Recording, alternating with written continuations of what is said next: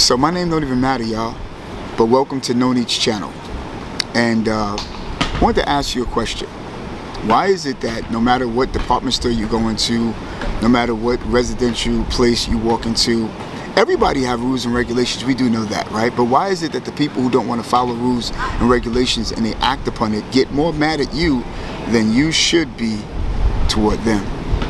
Well, I work at this charter school, and y'all know I've oftentimes talked about this in my prior two videos. And there's a young lady that will come into this particular school and she'll ring the doorbell. And one of the rules that we have, we didn't have this before last quarter, but now we've had it, we put it into effect as to where, you know, you have to now deal with people through the intercom before you let them in the building, period. And it's for the safety of the children, you know. And anybody who's a real adult, anybody who's a real guardian, anybody who understands children should understand that this rule should apply, and it's good because it's safe for my child and it's the safety of my children. So having said that, there's a young lady who comes into the school and she rings the doorbell, and I pick up the intercom and I ask her, hey, how you doing? How may I help you? Now, of course, I've seen her before. I've seen all of the adults. I know exactly what every adult look like. However, they come in for different reasons. If you bring your child into the school at about 7:30 and now it's about 9:30 and you're in school, what other reason would you need to come into the school? You feel what I'm saying? So I ask her in the intercom, hey, how can I help you? What could I do for you? Her response is, open the effing door. That's a response. I'm like, excuse me? Open the effing door. It's an African-American young girl who's about 25, who is a mother, who's a baby herself. And the reason why she's a baby is not because she's 25, but because she's a baby here. So I says, okay, I'm gonna let this slide. I'm not scared of her. I don't care about anything. So I opened the door. So I want to, you know, further investigate where is this coming from and why is it coming at me. So she come in, she's like, look, you know, I mean, she came on, these teachers, I'm sick of these teachers and this, that, and the other. You know, I called the teacher an hour ago and I let her know I was coming. I was like, okay, cool. Well, if the teacher knows that you're coming, have a seat in the waiting area, she could bring the child down. You can't go up at all. So she stood there for about a good maybe 6 seconds. And she's like, I'm going upstairs because these teachers are bugging now. I'm like, what are you talking about? I says, you just said that you spoke to the teacher. Says, how long have you spoke to the teacher? About an hour ago. Okay, so an hour later you're here.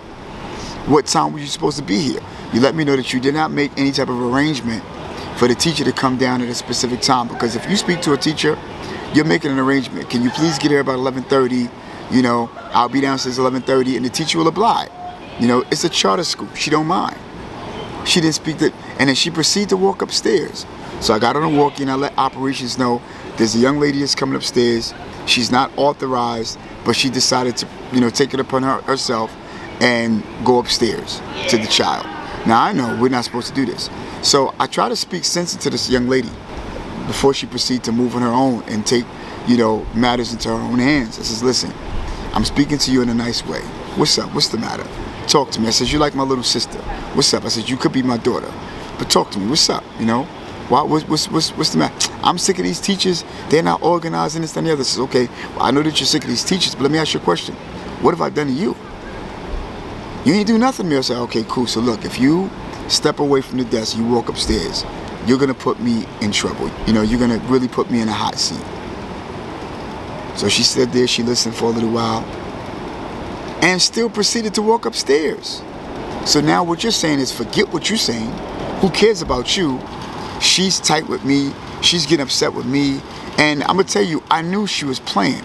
Because as soon as she would get her child, she would be nice again. I was like, all right, look, this ain't happening no more. Operation spoke to her. I pulled her to the side and I says, listen, we're not having this no more. I was like, yo, if you need your child, you need to pick your child up early, pick the child up before time. On a regular day, before 2:30. On a half day, before 11:30. But if you want to keep doing this, I'm going to make sure that you no longer come into this building. I says, I don't want you to do that. I don't want to do that to you. I says, we're African-American people. We're supposed to be sisters and brothers, and we don't look good. But why are you upset with me? It's the question. Because I'm telling you what the situation is. I'm going to tell you something, people. We got to wise up.